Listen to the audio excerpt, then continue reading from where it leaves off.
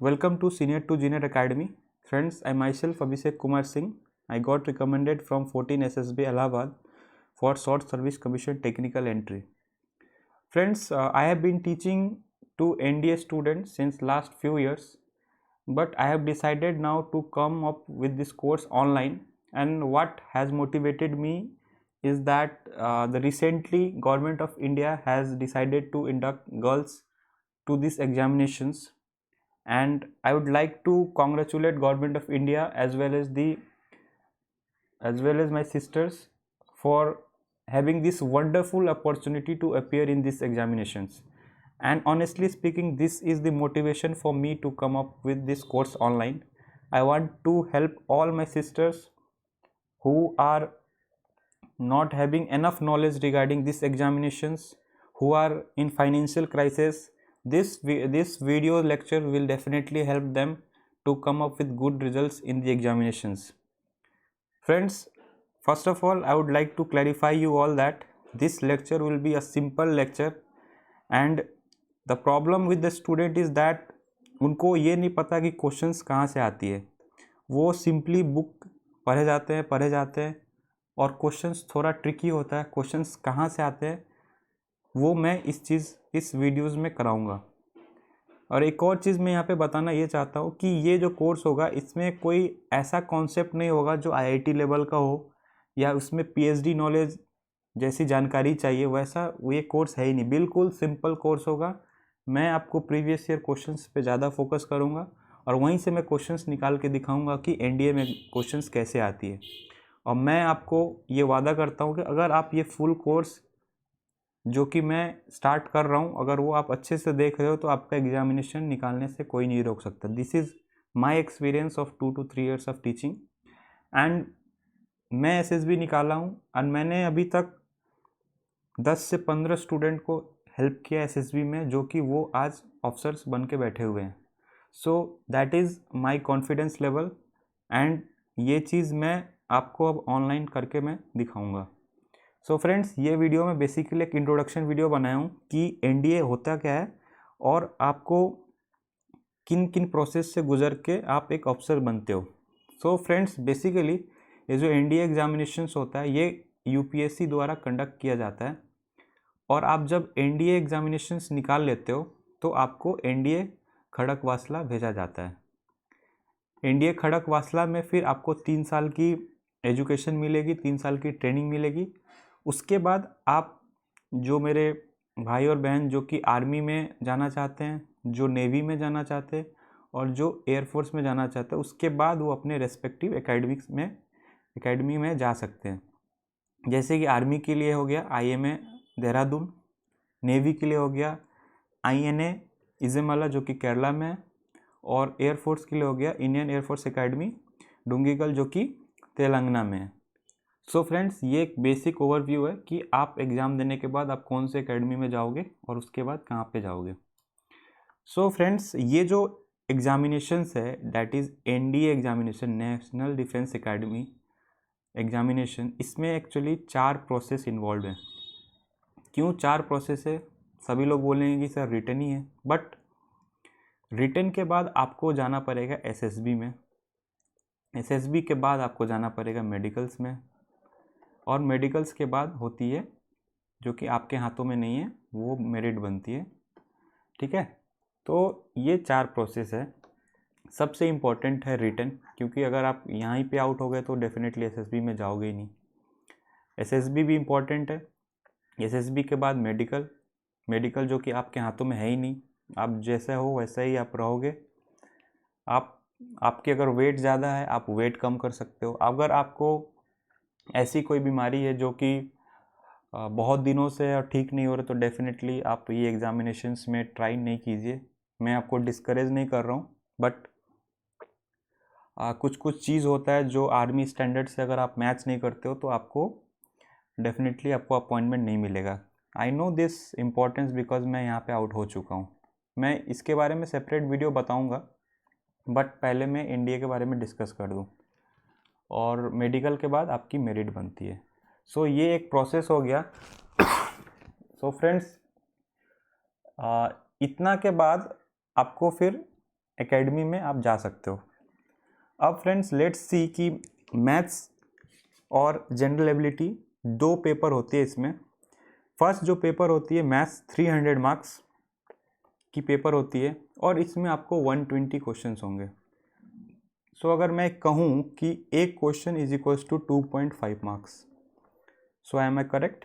1.25 marks की question होती है और जो आपकी GAT होती है वो 600 मार्क्स की होती है और इसमें 150 क्वेश्चंस होती है। दैट इज़ एक क्वेश्चन होगा 4 मार्क्स का।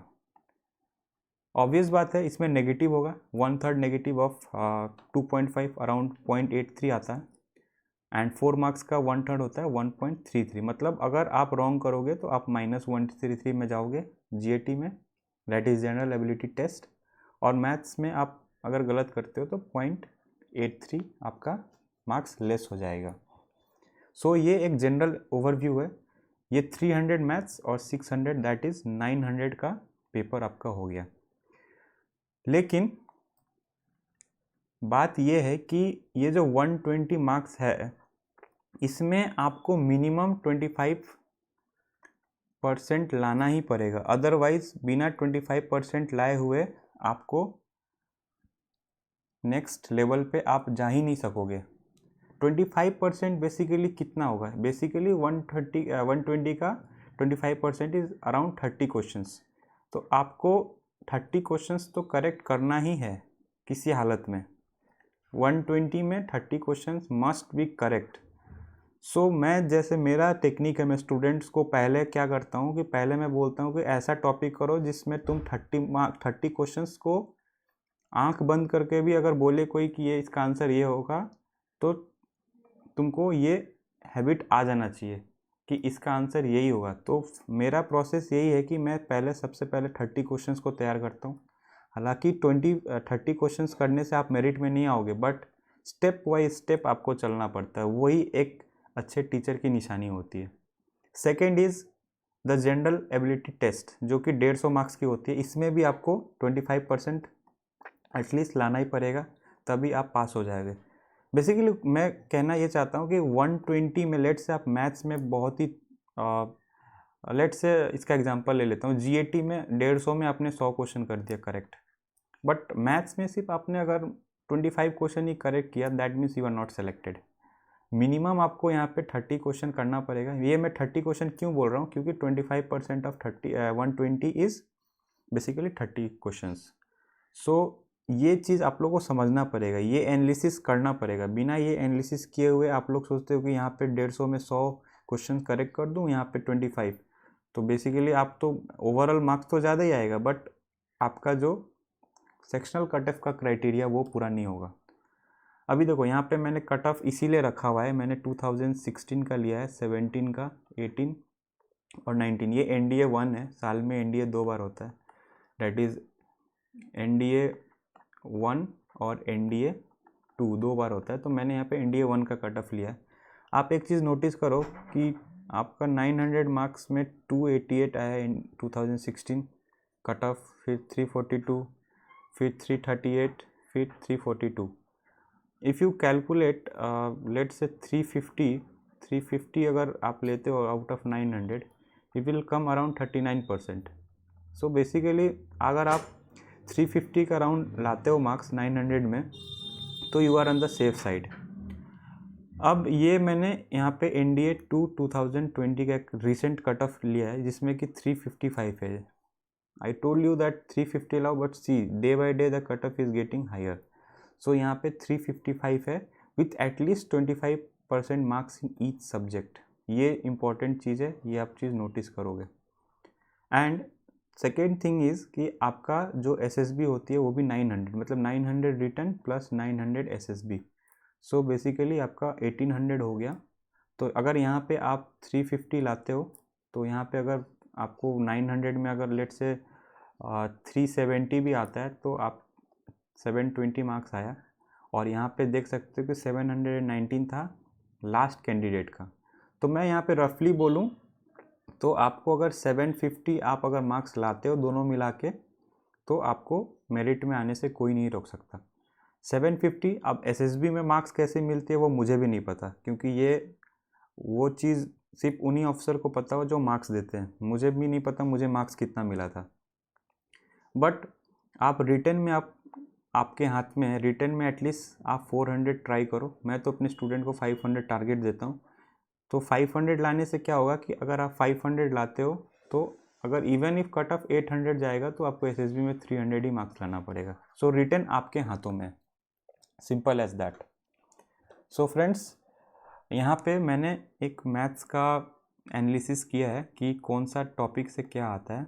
बेसिकली मैं जो स्टार्ट करूँगा वो मैट्रिक्स एंड डिटर्मिनेंट से स्टार्ट करूँगा, क्योंकि मैं वो टॉपिक पहले कराऊँगा जो कि ईजी है एंड उसमें आप बोल सकते हो कि ये क्वेश्चन आएगा तो मैं कर सकता हूँ। बिकॉज कॉन्सेप्ट थोड़ा कॉन्सेप्ट है, क्वेश्चंस ज़्यादा है। एटलीस्ट देखो यहाँ से मैट्रिक्स एंड डिटर्मिनेंट से 4 to 5 है, बट किसी साल 8 क्वेश्चंस भी देखा मैंने। वेक्टर अलजेब्रा से एटलीस्ट 7 क्वेश्चन 8 क्वेश्चन हर एक साल आता है। प्रोबेबिलिटी ईजी है, ये सब ईजी है। मतलब कहने का मतलब है मैं वो टॉपिक कराऊंगा जिससे 120 क्वेश्चन है तो मुझे 120 थोड़ी ना चाहिए, मैं सिर्फ 75 का टारगेट करता हूँ। 75 का टारगेट करने से क्या होगा कि आपको जो टॉपिक नहीं आता आप बिल्कुल ही इग्नोर करो उसको और आगे बढ़ो। बेसिकली अगर आप 75 भी राइट करते हो तो यू विल गेट अराउंड 187.5 के लगभग आपको मार्क्स मिलेगी। और टोटल अगर आपको मैंने बोला कि 400 मार्क्स लाना है, अगर 187 यहीं से ला दिए तो अराउंड जो बच गया दैट इज़ 213 ईजीली आप इंग्लिश और जीएस से मिला के आ जाओगे। तो वह ऐसे प्लानिंग करना है आपको। सभी कुछ पढ़ना ही नहीं है, मैं पढ़ाऊँगा भी नहीं सभी कुछ, मैं तो उतना ही टारगेट करूँगा जिससे आपका 75 क्वेश्चंस राइट हो जाए। So friend, this is all about this in this video. So from next video I will be starting maths course. So आपको कोई भी डाउट हो आप s2jacademy@gmail.com पे मेल कीजिए। प्लीज़ सब्सक्राइब कीजिए और शेयर कीजिए सभी लोगों के पास ताकि वो वीडियो उनके पास पहुंच जाए।